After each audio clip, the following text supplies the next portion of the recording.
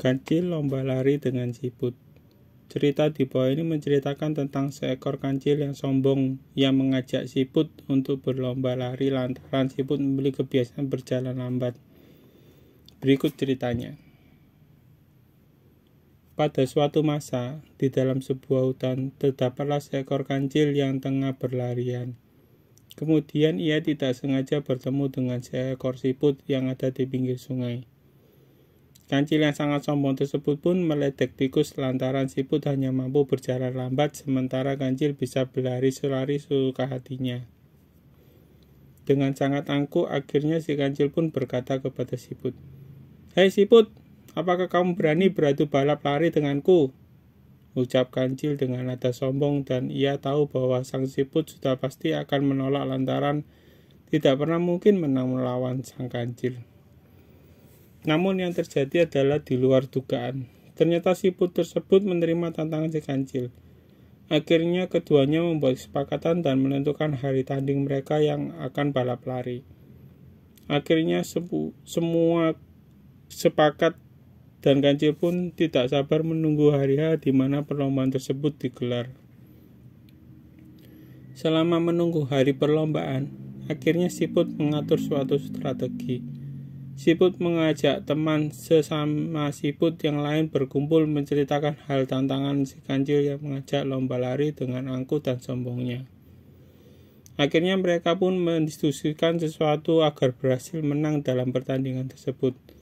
Strateginya adalah di sepanjang tepi sungai, pada saat siput harus berbaris dengan rapi dan ketika sang kancil memanggil, maka yang ada di tepi tersebut harus menjawab si kancil. Begitu seterusnya sampai di garis finish. Akhirnya saat yang dinantikan pun tiba. Hampir seluruh penghuni hutan datang untuk menyaksikan pertandingan balap lari antara si kancil dengan siput. Keduanya pun sudah siap berdiri bersama di garis start dan perlombaan siap dimulai. Pemimpin adu lari bertanya kepada keduanya, "Apakah kalian sudah siap?" Keduanya pun menjawab, "Siap." Maka pemimpin adu lari tersebut mengatakan, "Mulai." Keduanya spontan berlari dan si kancil lalu langsung berlari dengan memakai kekuatan penuhnya. Dan sesudah beberapa jarak berlari, kancil pun merasa kelelahan. Nafasnya pun tidak karuan dan terengah-engah. Ia pun berhenti sejenak di dalam sembari memanggil sang siput.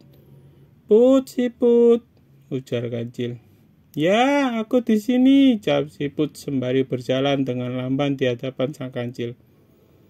Sang kancil pun merasa kaget lantaran siput tersebut sudah ada di hadapannya. Ia pun tidak jadi istirahat dan langsung bergegas berlari sekuat tenaga.